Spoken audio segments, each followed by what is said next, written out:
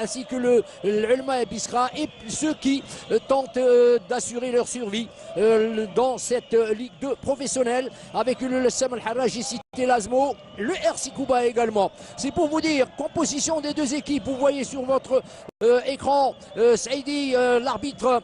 Le directeur du jeu, Mohamed Saïdi, 38 ans, il vient de la Ligue de Timouchent et puis c'est un fédéral de cœur. Bien tiré, parce que la détente de ce joueur qui est l'un des buteurs,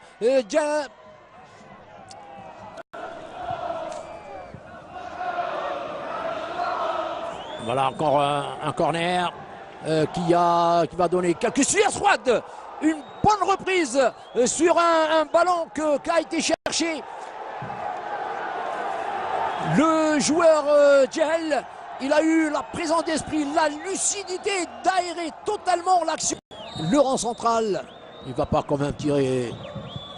Non, je savais que ça n'était pas possible. Vraiment, il faut... Centre peut-être de Djel sur le... directement joué, c'était pas mal, bien cadré. Mais quand même, un autre choix saurait la situation. Combien même, il y a un coup franc quand même intéressant. Mais le but peut-être, le but oui, en deux temps. L'arbitre là le valide systématiquement. Et bien voilà, de la réussite, c'est ce qu'on appelle de la réussite.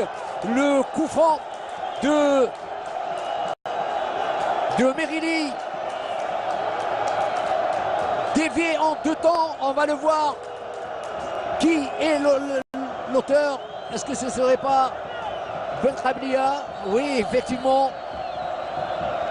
Belkhablia qui marque. Eh bien, regardez cette passe en profondeur. Voilà un enchaînement. Il faut enchaîner tout de suite. En profondeur, il a tenté de tirer. Il était trop loin. Je vous dis que les traditions de jeu de l'Harraj, nous les connaissons tous. Parce qu'il a de la disponibilité maintenant et des possibilités de marquer. Encore une tentative ratée. Et cette information, Magra est mené par 2-0 à Oran face à Alasmo. Le match, c'est comme ça qu'il récupère. Regardez ces enchaînements, c'est très bien fait. Oh là là, ça va être l'égalisation. Bien sûr que c'était tiré. Ça va être l'égalisation signée par Boumechela, le neveu de Salim Boumechela de l'ancienne formation de l'Azmo. C'était bien fait. Le style Harachi, ni plus ni moins. Oh là là, on le sentait, à moins que vraiment d'être aveugle pour rater un ballon aussi facile. Le face-à-face entre Boumechela, concentré sur la possibilité de revenir à la marque. Il y a eu une bousculade contre Djel. L'arbitre n'a pas branché. Allez, on va réétudier son deuxième minute.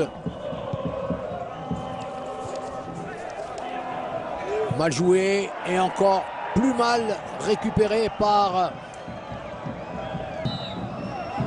4 minutes de temps additionnel. Il y a même de la léthargie du côté des attaquants, comme ici.